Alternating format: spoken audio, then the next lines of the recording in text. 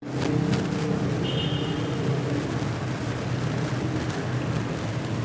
Allah, tak ombe nih gua. Kok kenapa beli?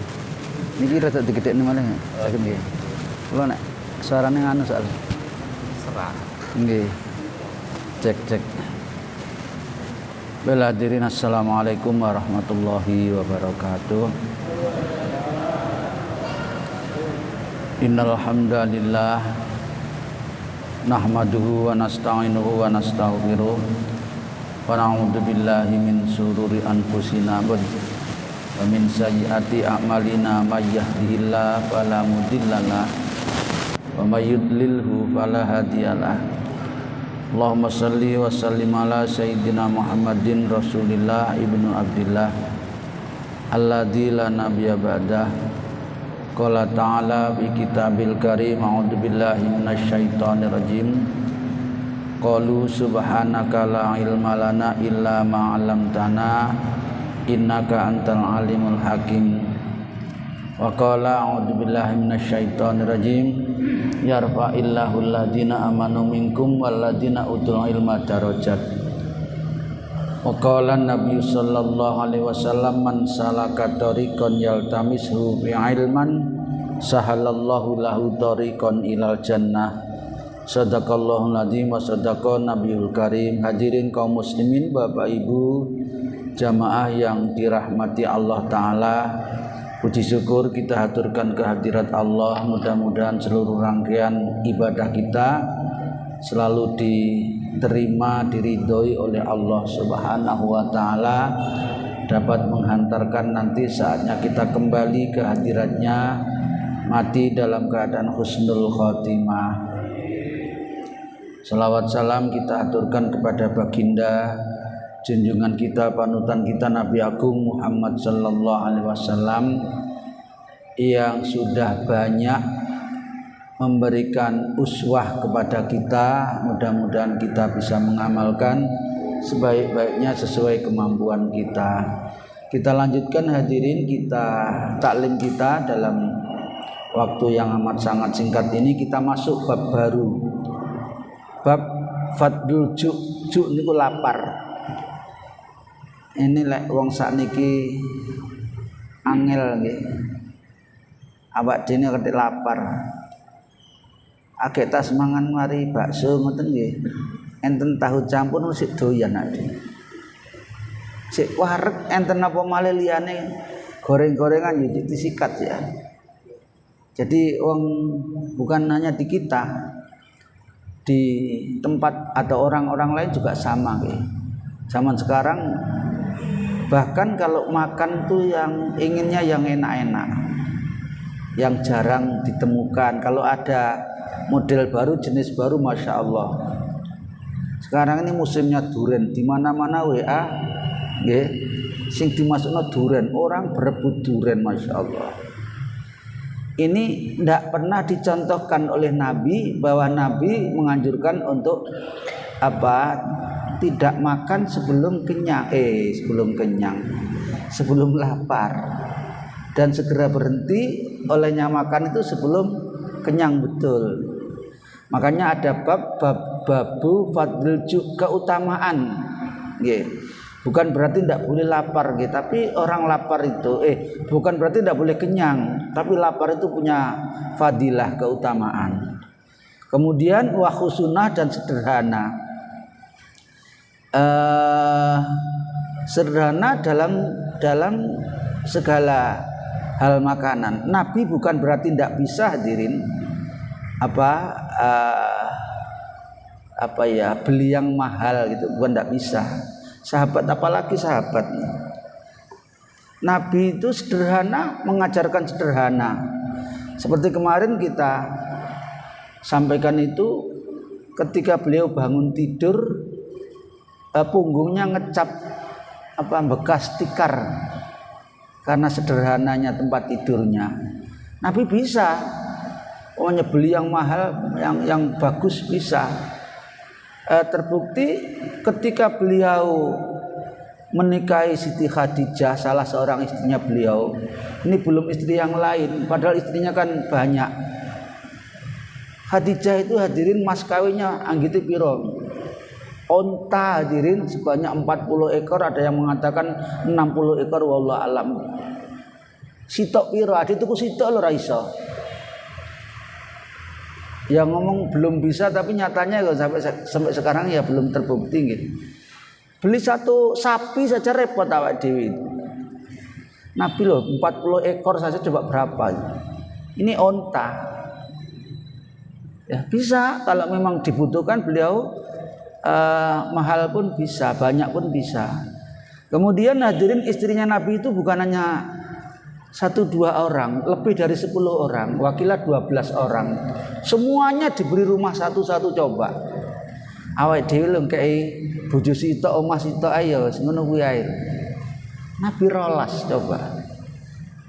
Jadi kalau misalnya beliau itu mengendaki bisa, tapi memang beliau mengajarkan kesederhanaan, bahkan cenderung sufi, sekedar untuk bisa mendatangkan kekuatan melakukan ibadah. Bahkan beliau juga ditiru para sahabat itu sering mengganjal perutnya dengan batu. Nggih, ikat pinggangnya dikencengno terus dicengkali watu coba. Ade apa tahu ngono iku nggih. Ade itu kita tuh makan nasi yang ndak umum saja wis sambatane ra karo-karuan. Saya dulu lama makan nasi jagung gitu nggih. Nasi beras merah juga pernah. Malah ketika di pondok dulu, di pondok itu usum hadirin beras gulgur nggih, sagu kemudian menir ya. Tapi ya wis sambatan gak karo-karuan anggere wong diomongi mangan ngene. Padahal Nabi, nanti kita temukan riwayat-riwayatnya yang macam-macam dalam kesederhanaan beliau.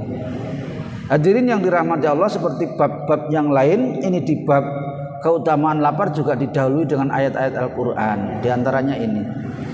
Ini di antaranya ada gambaran Qarun.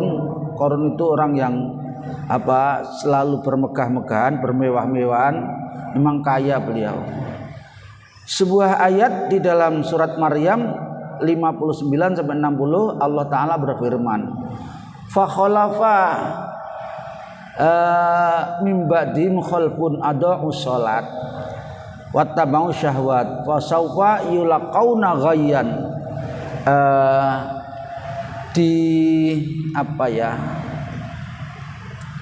Di generasi-generasi tertentu setelah ditinggal oleh rasulnya, oleh nabinya, maka mereka mengganti kebiasaan taat kepada perintah Allah, kepada Tuhannya, kepada rasulnya. Mereka mengganti dengan kedurhakaan. Mereka menyia-nyiakan salat ibadah. Bahkan mereka wattaba'u syahwat. Ketika ditinggal para rasulnya, mereka mengikuti hawa nafsunya. Maka kalau mereka sudah seperti itu, dan hampir setiap nabi yang sudah meninggal dunia, umatnya kembali kepada kemungkaran dan kesyirikan lagi. Karena begitu maka kata Allah Ta'ala, fasaufa yalqauna ghayya, mereka akan menjadi umat yang tersesat, termasuk umat sebelum Nabi Muhammad. Maka Nabi Muhammad itu diturunkan itu memperbaiki akhlaknya umat itu bukan sedikit, bukan ringan, bukan kecil, luar biasa. Mereka para masyarakat waktu itu sudah betul-betul rusak akidahnya, akhlaknya. Bukan berarti sebelum Nabi Muhammad tidak ada nabi, ada tapi selangnya sudah cukup lama sehingga yang mengikuti syariat sudah hampir tidak ada. Nah, semua seperti itu illa man taba, kecuali yang tidak akan tersesat, tidak akan ditimpa murka Allah, laknat Allah, itu orang yang mau bertaubat, wa amanah dan beriman, wa amala sholih, wa amila sholihan dan beramal soleh. Orang yang kayak gitulah yang beramal soleh, bertaubat, itu faulaika yadkhulunal jannata, mereka yang dijanjikan nanti pada saatnya masuk surga. wala yudlamuna syai'an, dan mereka tidak dirugikan sedikit pun dari ibadahnya itu. Semuanya hadirin yang dirahmati Allah Ta'ala, yang dilakukan oleh manusia termasuk oleh kita itu ada hitungannya. Wa may ya'mal misqala dzarratin khairan yarah wa may ya'mal misqala dzarratin syarran, sekecil apapun ada perhitungannya. Hadirin yang dirahmati Allah Ta'ala, bahkan kalau kita diuji oleh Allah, iki yo angel gian nggih, diuji sakit misalnya, diuji sedih, susah, khawatir, atau kekurangan rizki dan lain sebagainya. Ini sebetulnya hadirin bukan Allah semata-mata mengasih begitu saja ujian itu, tapi juga ada perhitungannya hadirin. Sampai kata Nabi, nanti kita ketemu riwayatnya, kita terkena sakit sekecil seperti terkena duri, ketelusupan ngeten lho nggih. Itu kan terasa sakit gitu, sekalipun sedikit nih sakitnya. Tapi hadirin itu ada perhitungannya, nanti ada gantinya di hadapan Allah Subhanahu wa Ta'ala. Di keterangan lain, orang yang banyak diuji oleh Allah ini juga angel. Kita hanya suka ngomong nih, suka menyampaikan. Orang yang diuji oleh Allah Ta'ala dengan penderitaan, dengan kesusahan, kesedihan, kekurangan, itu hadirin sebetulnya merupakan bagian dari bukti cintanya Allah Ta'ala kepada kita. Ini kita angel, menerimanya angel. Loh kok bisa Pak? Cinta kok dibuktikan dengan kesusahan, sakit, susah, kekurangan. Jadi karena Allah cinta, nanti di hari kemudian, bahkan sejak manusia mengalami naza, akhir hayat akan mati, akan meninggal dunia, itu banyak penderitaan aja, banyak pekewuh, banyak persoalan. Apalagi nanti kalau sudah di alam barzah, alam kubur, di hari kebangkitan, semuanya ada penderitaannya. Sampai kalau kita betul-betul sudah selesai mengikuti hisabnya Allah Ta'ala. Nah, kenapa Allah mengatakan itu bukti cintanya Allah? Karena orang yang sekarang sudah diberi beban, sakit, susah dan lain sebagainya, itu nanti penderitaan yang akan dialami di hari kiamat, di hari mahsyar, sudah didahulukan, diberikan sekarang oleh Allah. Nanti paling tidak sudah berkurang, bahkan sudah tidak mengalami sama sekali kalau kita sekarang sudah betul-betul ridho dan ikhlas mengalami ujian Allah Ta'ala itu. Yang jelas Allah itu tidak pernah zalim kepada hambanya, termasuk kepada kita. Tidak pernah aniaya. Allah itu maha adil. Cuma kadang-kadang kita yang kurang bisa memahaminya. Baik, ini di dalam surat Maryam ayat 59 tadi itu. Sekarang firman-Nya Allah lagi di dalam surat Qasas. Surat Qasas itu artinya cerita. Ayat 79 sampai 80. Ini mengisahkan tentang kisahnya Qarun. Qala ta'ala, Allah yang maha luhur berfirman, fa kharaja, suatu ketika Qarun itu keluar dari rumahnya, ala qaumihi, di tengah-tengah kaumnya, umatnya, masyarakatnya, fi zinati, dengan kemegahannya. Qarun itu dak ono sing nandingi kayanya waktu itu nggih. Tapi karena sombong, karena pelit, karena tidak mau mengakui bahwa itu anugerah Allah, akhirnya dia dicelakakan oleh Allah Ta'ala, ditenggelamkan.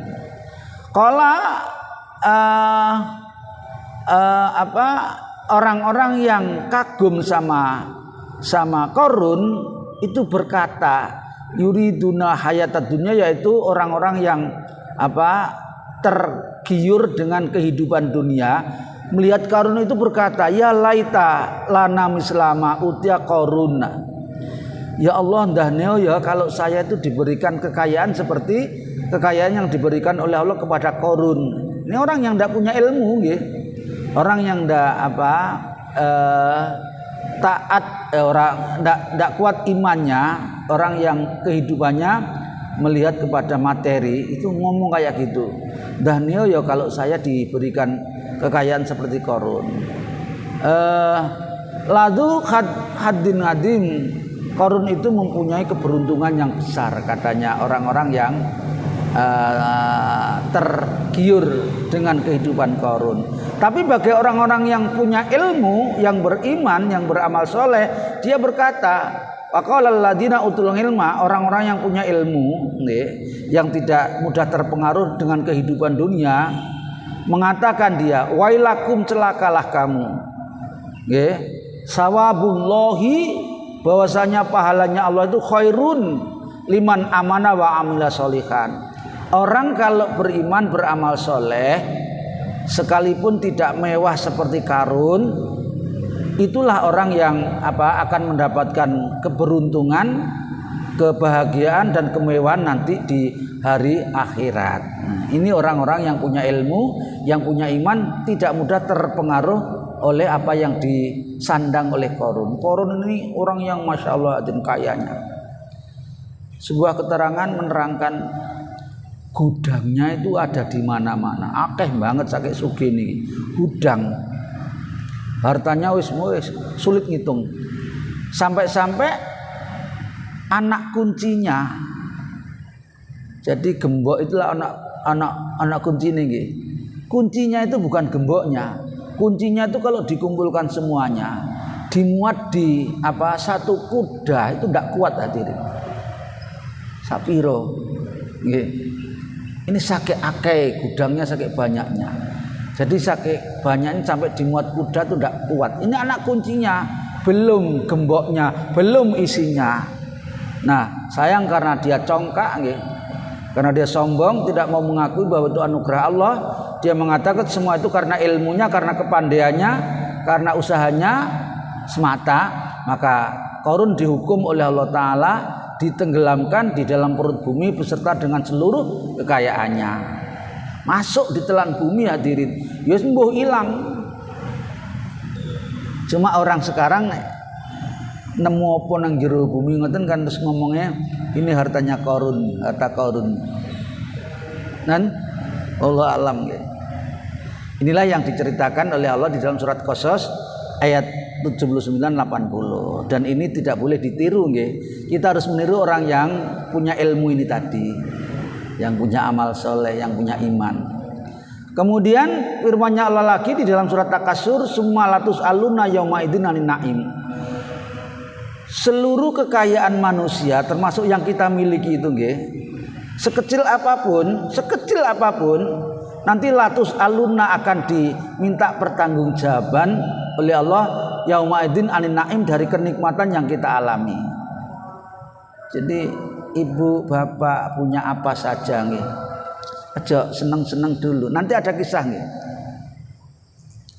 Di dalam sebuah riwayat, karena Nabi biasa menahan lapar nggih, dan itu ditiru oleh para sahabatnya, termasuk oleh Abu Bakar, oleh Umar, Utsman dan sahabat-sahabat yang lain.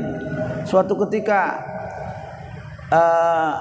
sebetulnya juga bisa, misalnya dia cari atau beli bisa. Si Abu Bakar nih ketemu dengan Umar, sama-sama merasa lapar di malam hari.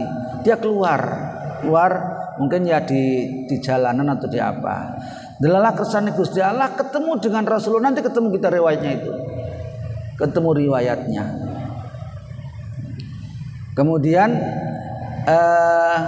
Nabi tanya kepada sahabat Abu Bakar dan Umar itu, apa nek kene bengi-bengi, apa yang mendorong kamu keluar? Abu Bakar sama Umar menjawab,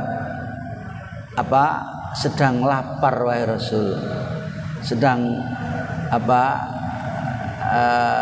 kerucukan perutnya. Terus Rasul sendiri, kenapa kok sampai juga nyusul ke sini, kata Abu Bakar dan Umar, yang aku alami sama dengan apa yang kau alami. Nah hadirin, yang namanya cerita nggih. Lala kersane Gusti Allah bertiga kemudian melanjutkan perjalanannya, ketemu dengan sahabat Ansor. Nggih.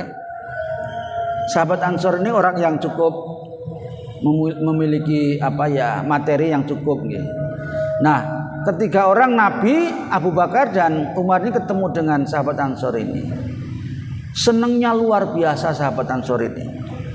Dia mengatakan hari ini malam ini tidak ada orang yang lebih terhormat dibanding saya. Sakit senangnya bisa didatangi oleh Nabi dan sahabat Umar Abu Bakar tadi.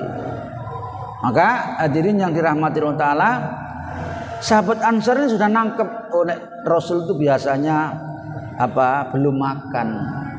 Maka setelah Rasul dan sahabat Abu Bakar Umar dipersilakan masuk ke rumah, kemudian si sahabat Ansor keluar sebentar, tidak lama datang dengan membawa satu wadah yang isinya macam-macam kurma.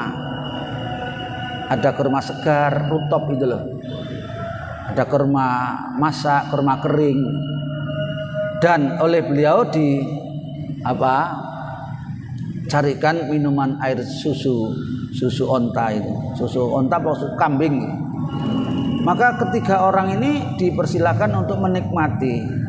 Singkat kata, setelah selesai menikmati makanan itu, Rasulullah kemudian bersabda kepada Abu Bakar dan Umar, ingat Abu Bakar, ingat Umar, apa yang kita alami ini nanti akan dimintai pertanggungjawaban oleh Allah Ta'ala. Coba hadirin, ini makan suguhane orang lain, sahabat lain, itu nanti juga ditanya oleh Allah Ta'ala. Tentu saja bukan berarti dicatat sebagai amal yang dosa, enggak. Karena setiap amal itu, baik amal yang baik maupun amal yang tidak baik, semuanya akan ditanya oleh Allah Ta'ala, ada catatannya. Apalagi hadirin kalau kita punya harta banyak. Karena itu di riwayat kemarin yang bab zuhud itu sudah kita baca bersama bahwa orang yang miskin tapi mukmin, beriman, beramal soleh, itu jauh lebih dulu masuk surganya dibanding orang yang mukmin juga beramal soleh tapi kaya, selisihnya 500 tahun. Coba kemarin kan sudah gitu kita baca itu. Jadi sing melarat lebih dulu masuk surga, selisihnya 500 tahun. Padahal satu hari di akhirat sama dengan 100 tahun di dunia. Pirang ngitung ya apa nih? Lah ngoten pilih ndi? Lagi pilih ndi? Masuk swarga sik apa kari-kari sowe lete. Nah, lek masuknya kepengen dulu rasa sugih. Fakir miskin saja tapi yang taat. Kenapa? Karena yang namanya orang fakir, orang miskin itu apa yang mau dihisab, yang mau diminta pertanggungjawaban Allah Ta'ala, wong miskin. Tapi lek kaya, coba orang kaya itu seperti yang diperingatkan Allah Ta'ala di Turki, Masya Allah, kayak gitu nggih. Bangunan megah besar tinggi tingkat piro ludes. Itu bukan sekedar hilang sekarang, nanti diminta pertanggungjawaban oleh Allah Ta'ala. Termasuk yang bapak ibu miliki itu nanti ditanya, olehmu teko endi yen? Dengan cara benar apa tidak benar? Terus mbok kayak apa? Terus dengan harta ini sikapmu dengan muslim yang lain kayak apa? Semua diminta pertanggungjawaban. Karena itu lek sugih selisihnya 500 tahun maksudnya swarga. Nggih. Kemarin juga disampaikan di bab itu, Nabi ketika Mi'raj itu juga melihat orang-orang yang di surga, gambaran orang yang di surga. Ternyata yang lebih dulu yang masuk surga itu orang-orang yang miskin, yang fakir. Nabi saksikan. Dan mohon maaf ketika Nabi menyaksikan orang di neraka, kebanyakan adalah kaum wanita, kaum perempuan. Ini ibu-ibu bisa dijadikan bahan ngati-ngati. Kenapa? Ya bukan berarti orang laki-laki tidak ada, ya banyak, tapi lebih banyak yang wanita. Banyak yang wanita. Tentu saja wanita yang tidak beriman kepada Allah Ta'ala, tidak beramal soleh, dan yang lebih rawan wanita yang tidak suka berterima kasih kepada pemberian suaminya malah lebih banyak mengumpat. Iki sing bahaya. Nggih. Salat sakjane nggih poso. Tapi lek sama suaminya hati-hati bukan berarti Nabi bela laki-laki enggak. Tapi ujian para kaum wanita itu memang terletak di lesannya. Sementara kaum laki-laki ujiannya terletak di matanya. Hati-hati supaya ini diberitahukan agar bisa digunakan untuk bahan pelajaran. Baik, kita lanjutkan sekurang satu ini ayatnya. Wa qala ta'ala man kana yuridul ajilata ajalnahu lahu fiha manasya liman nuridu summa ja'alna lahu jahannam yaslaha madmuma madhura. Barang siapa yang berupaya untuk minta disegerakan terkabulnya usaha dan doanya, Allah akan penuhi. Tetapi orang yang tidak sabar seperti itu, dia akan mendapatkan balasan, yaitu neraka jahanam yang akan dia masuki dalam keadaan tercela dan terusir. Ini orang yang tidak sabar ketika dia diuji oleh Allah Ta'ala di dunia dalam keadaan kekurangan atau dalam keadaan kesedihan. Mudah-mudahan bisa kita jadikan bahan pelajaran sehingga kita tidak mengalami seperti apa yang diceritakan oleh Allah di dalam Al-Quran. Inilah hadirin beberapa ayatnya yang sudah kita pelajari. Kita akan masuk hadisnya. Hadis nomor 1 nih, bab sederhana tadi itu. Sebuah riwayat dari Aisyah radhiyallahu anha qalat masyabi'a alu Muhammadin. Ini bukan berarti tidak bisa, sekali lagi nggih bisa nggih. Tapi karena memang keluarganya Muhammad, ya istri-istrinya, anak-anaknya yang ada nggih dan cucunya itu tidak pernah kenyang min khubzin sairin yaumaini, kenyang dengan roti sair, roti yang enak lah cara sekarang ya, roti yang mahal. Tidak pernah kenyang dengan roti yang mahal itu yaumaini selama 2 hari. Paling umpama tahu ya sehari tok. Sisuke wis gak makan roti yang kayak gitu lagi itu. Hatta kubido sampai Nabi diambil oleh Allah, dimatikan, diwafatkan. Jadi tidak pernah merasa makan yang nikmat, yang enak, yang mewah lebih dari sampai 2 hari tidak pernah. Paling 1 hari saja. Di dalam riwayat yang lain disebutkan masyabi'a alu Muhammadin, Muhammad dan keturunannya itu tidak pernah kenyang mundu qadimal Madinata, sejak beliau hijrah di Madinah. Nggih, terutama di Madinah selalu memang menyederhanakan diri.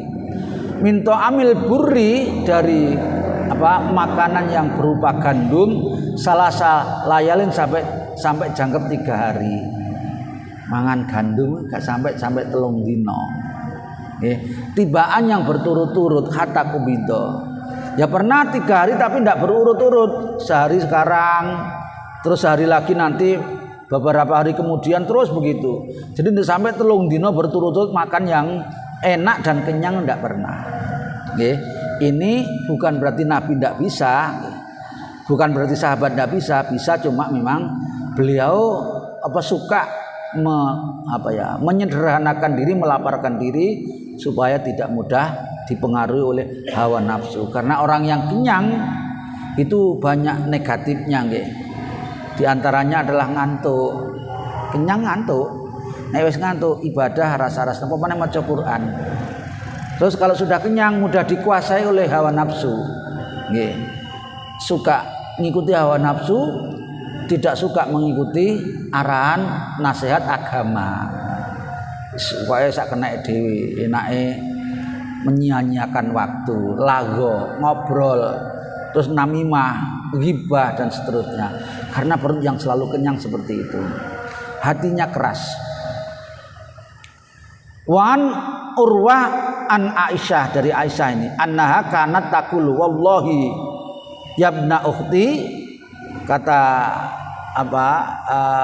Urwah, wahai saudara ibna, anak saudaraku, ingkuna lantang duru ilal hilal.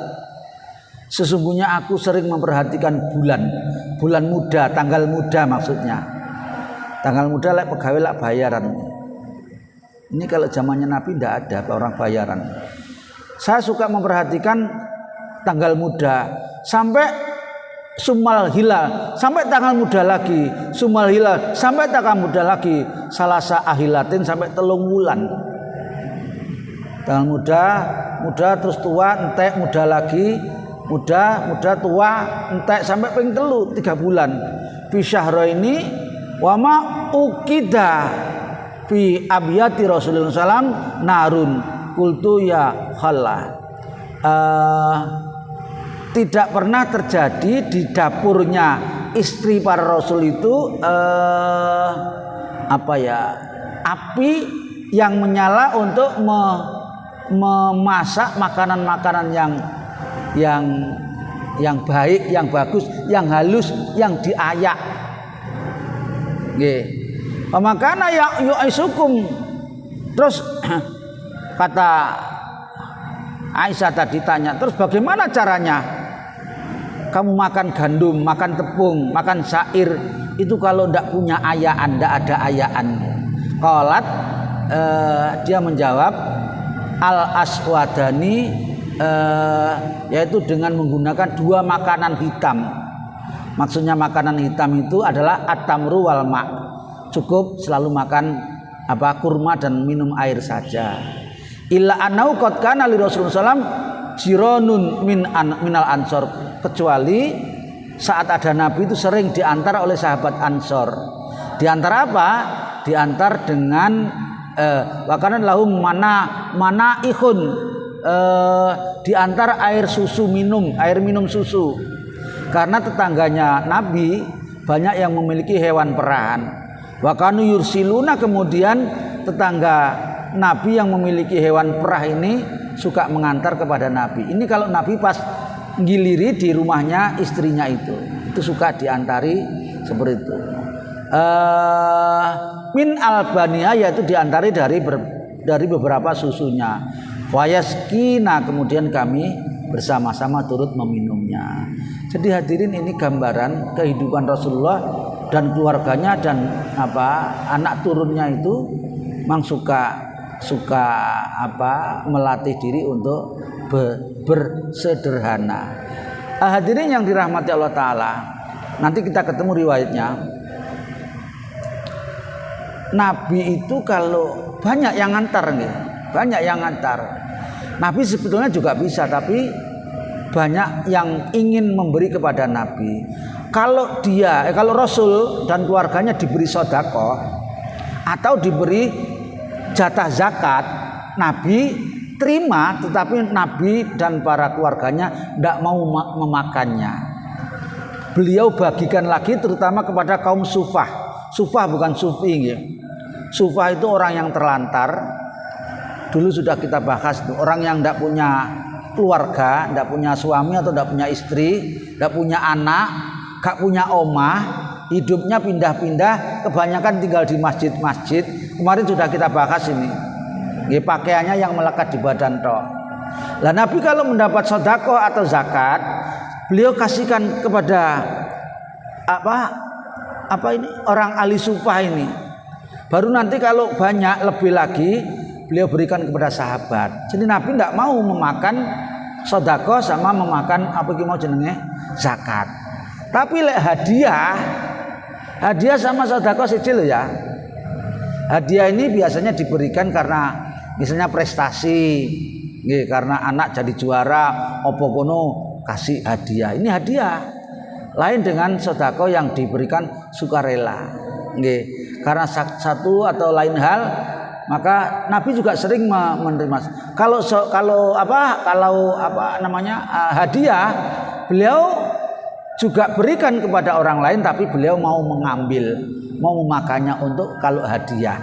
Tapi sedekah atau zakat, beliau tidak mau.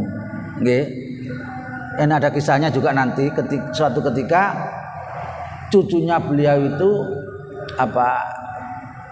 melihat kurma di rumah beliau kurma Hasan Husain itu nggih. Kurma ini pemberian orang, sedekahnya orang. Ya maksudnya mau diberikan juga oleh Nabi kepada ahli sufa itu, cuma belum.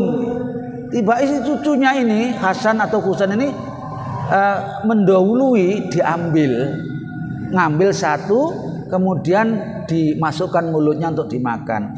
Nabi melarangnya. Nggih. Beliau mengatakan artinya jangan keluarkan. Sudah di dalam mulut hadirin. Cucunya padahal bukan Nabi sendiri disuruh mengeluarkan. Ini kalau sedekah atau zakat beliau tidak mau. Memang keluarganya Rasulullah tidak menerima zakat atau sedekah, tapi lek hadiah beliau mau.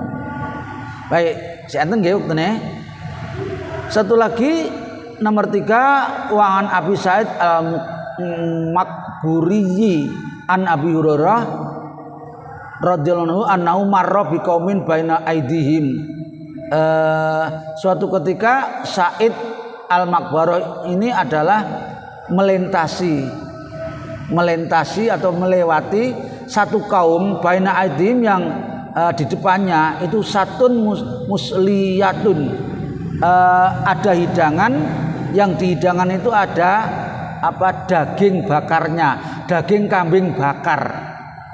Jadi suatu ketika Abu Sa'id ini melintasi kaum yang sedang diberi hidangan daging kambing bakar.